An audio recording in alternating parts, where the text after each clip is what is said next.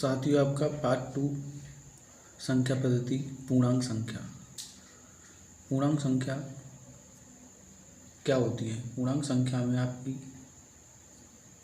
Minus और plus दोनों संख्या होती हैं। इसमें धनात्मक संख्या होती है और आपकी ऋणात्मक संख्या दोनों होती हैं। पूर्णांक संख्या में आपकी धनात्मक संख्या और ऋणात्मक संख्या दोनों होती हैं और इसमें एक आपकी शून्य भी होती है। तो बात करते हैं हम पूर्णांक संख्या की। तो पूर्णांक संख्या देखो, सबसे पहले आप बात करें तो देखो साथियों, 0 0 के बाद 1 2 3 4 5 6 डॉट डॉट डॉट प्लस अनंत तक। फिर 0 से -1 -2 -3 -4 -5 डॉट डॉट माइनस अनंत तक। तो पूर्णांक संख्या आपकी दो प्रकार की होती हैं। एक तो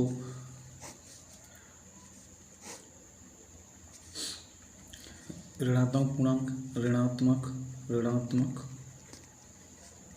पूर्णांक, और दूसरी आपकी धनात्मक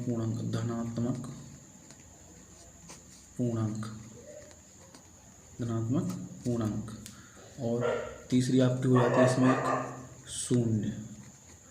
तो साथियों, शून्य आपकी अलग होती है। तो ऋणात्मक पूर्णांक में आपकी -1 -2 -3 डॉट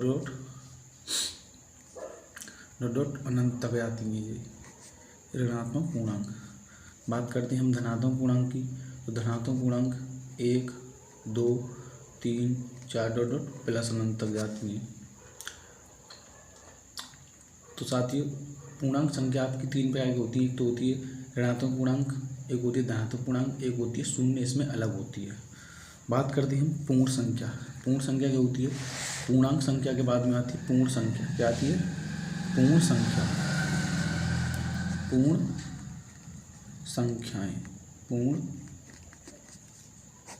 संख्याएं जिसे हम बोलते हैं होल नंबर।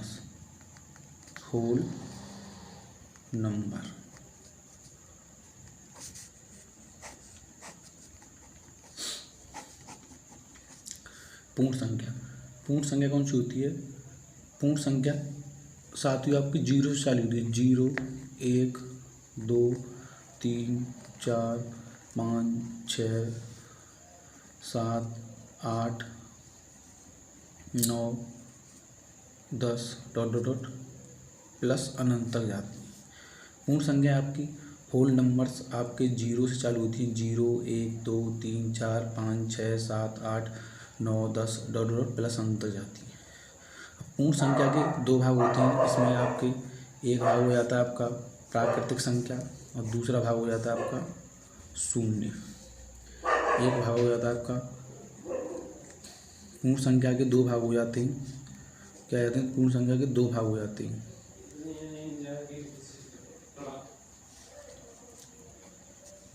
पहला भाग होता है आपका शून्य और दूसरा भाग होता है आपका प्राकृतिक संख्या। इसको हम प्राकृतिक संख्या को इंग्लिश में बोलते हैं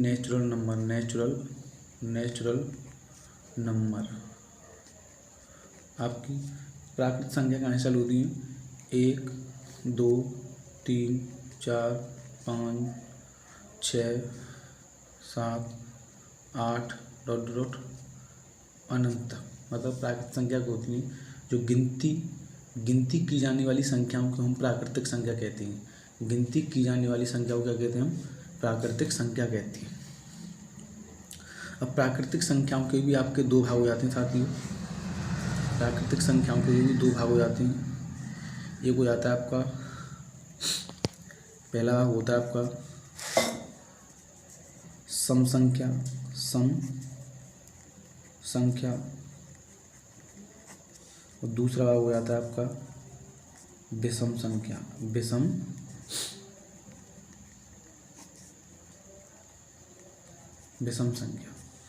सम संख्या को बोलते हैं इंग्लिश में हम इवन नंबर, और विषम संख्या को बोलते हैं हम ऑड नंबर। तो सम संख्या कौन सी होती है? जैसे 2 4 6 8 10 आगे चलती है डॉट डॉट डॉट अनंत तक। विषम संख्या आप साथियों सभी जानते हैं, 1 3 5 7 9 11 13। साथियों जो आपकी पूर्ण प्राकृतिक संख्या के दो भाग होते हैं, एक सम संख्या एक विषम संख्या। अब यहाँ से भी अलग संख्या बन जाती है आपकी, एक भाज्य संख्या और अभाज्य संख्या। साथियों उससे आगे जब हम आगे बात करते हैं तो सम और विषम संख्या के बाद आपकी संख्या बनती है भाज्य संख्या और एक बनती है अभाज्य संख्या। पहले हम भाज्य संख्याओं के बारे में बात करेंगे। भाज्य संख्या आपकी कौन सी होती हैं? साथियों सबसे छोटी अगर हम बात करें,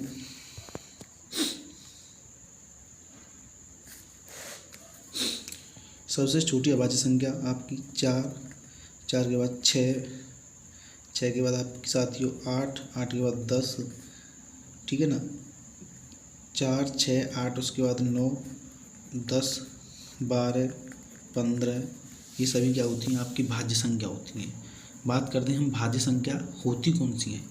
भाज्य संख्या उन संख्याओं को कहते हैं जिनके गुणनखंड 2 से अधिक होते हैं, जिनके गुणनखंड 2 से अधिक होते हैं। जैसे अगर हम बात करें, हमने बात की 1 की, तो अगर हम 1 के गुणनखंड करते हैं तो देखो साथियों 1 एकम 1, 1 में जो डिवाइड गया है सिर्फ 1 का गया है। अगर बात करते हैं ऐसी 2 की, तो 2 के अगर गुणनखंड करते हैं तो देखो साथियों 2 एकम 2 और 1 एकम 1, 2 एकम 2 1 एकम 1। अगर हम साथियों 3 की बात करते हैं, 3 एकम 3 1 एकम 1। आगे हम बात करते हैं 4 की, 2 से अगर डिवाइड करते हैं 4 को 2 बार, फिर 2 से डिवाइड करते हैं 2 एकम 2, 1 को डिवाइड करते हैं 1 एकम 1। तो साथियों हम आगे जैसे बात करते हैं भाज्य संख्याओं की, तो हमने सबसे पहले संख्या ली 1। जब 1 में डिवाइड किया 1 का तो 1 बार, 2 में डिवाइड किया 2 का 2 एकम 2, फिर 1 में किया 1 एकम 1, फिर हमने 3 में डिवाइड किया 3 एकम 3, फिर 1 एकम 1। तो इनके खंड देखो, 1 के अगर हम खंडों की बात करें, 1 के गुणनखंडों की बात करें तो 1 ही है, 1 का गुणनखंड 1 ही है। अगर हम 2 के गुणनखंडों की बात करें तो 2 के गुणनखंड 2 गुणा 1। अगर हम 3 के गुणनखंडों की बात करें तो 3 गुणा 1। अगर हम साथियों 4 के गुणनखंडों की बात करते हैं तो 2 गुणा 1। तो जिनके गुणनखंड 2 से अधिक होते हैं, जिनके गुणनखंड 2 से अधिक होते हैं उन्हें बोलते हैं भाज्य संख्या। क्या बोलते हैं? भाज्य संख्या। और जिनके गुणनखंड 2 से कम होते हैं वो क्या होती है? अभाज्य संख्या। क्या होती है? अभाज्य संख्या। अगर बात करें हम यहाँ आगे बात करें, एक नोट है कि एक न तो अभाज्य संख्या है, न तो अभाज्य संख्या है, और नहीं भाज्य संख्या है, नहीं भाज्य संख्या है। एक जो संख्या है न तो भाज्य और न ही अभाज्य है, क्योंकि एक के सिर्फ एक ही गुणनखंड है, एक का सिर्फ एक ही गुणनखंड है, एक का जो गुणनखंड है सिर्फ क्या है? एक ही गुणनखंड है। एक न तो अभाज्य संख्या है और न ही भाज्य संख्या है। तो हम अभाज्य और भाज्य की बात करते हैं, तो हमने बात की पहले भाज्य संख्याओं की। तो भाज्य संख्याओं में भाज्य संख्या क्या होती है? जिनके गुणनखंड 2 से अधिक होते हैं।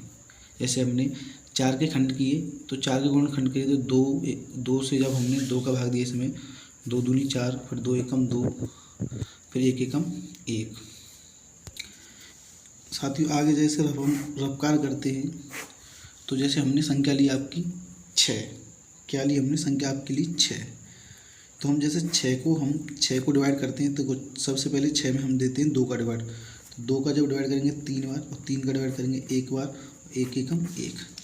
तो 6 के अगर हम बात करते हैं गुणनखंडों की तो वो 2 से अधिक हैं, तो 6 भी आपकी क्या एक भाज्य संख्या है।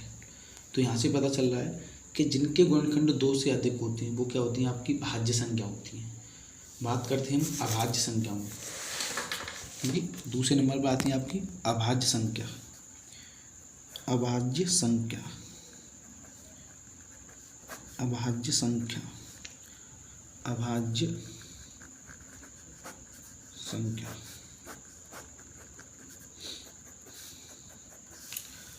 अभाज्य संख्या वे संख्याएं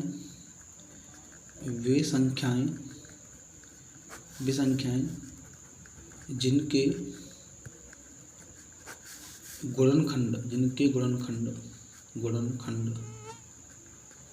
गुणनखंड 2 हैं। अभाज्य संख्याएं वे संख्याएं जिनके गुणनखंड 2 हैं। जैसे एग्जाम्पल की बात करते हैं तो अभाज्य संख्या कौन सी होती है, जैसे 2, 3, 5, 7, 11, 13, 17, 19, 23। बात करते हैं हम आगे 29, 31। ये सभी क्या आगे जैसे हमारी क्या है, सभी अभाज्य संख्या है। तो अभाज्य संख्या वे संख्या जिनके गुणनखंड 2 हैं। तो सबसे छोटी अभाज्य संख्या, नेक्स्ट पॉइंट यहाँ पर अगर देखें, एक नोट है यहाँ पर, सबसे छोटी अभाज्य संख्या, सबसे छोटी अभाज्य संख्या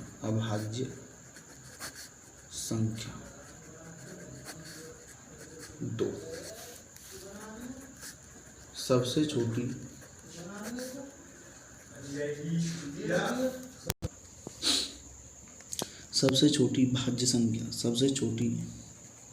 भाज्य संख्या,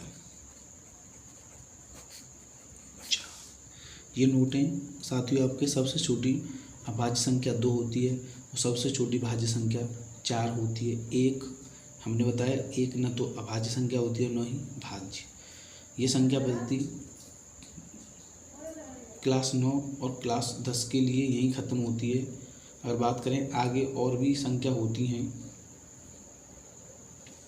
थैंक यू। आपको संख्या पद्धति अगर सही लगी हो तो हमारे चैनल को शेयर एंड सब्सक्राइब करें। इसके बाद इन संख्या पद्धति के बाद आपका 10th क्लास और 9th क्लास के चैप्टर शुरू होते हैं। पहले हम संख्याओं के बारे में समझते हैं, संख्याओं के बारे के बाद फिर हम एक्सरसाइज 9th की, क्लास 9th की एक्सरसाइज, क्लास 10th की एक्सरसाइज शुरू करेंगे। क्लास 9th की और क्लास 10th की एक्सरसाइज शुरू करेंगे एक्सरसाइज 1 से शुरू करेंगे। इसमें भी हम एक्सरसाइज 1 से शुरू करेंगे। बिल्कुल बेसिक से हाई लेवल तक एक एक एक्सरसाइज करते करते हुए हम चलेंगे। पहले एक्सरसाइज 1, फिर एक्सरसाइज 2, फिर एक्सरसाइज 3, फिर एक्सरसाइज 4।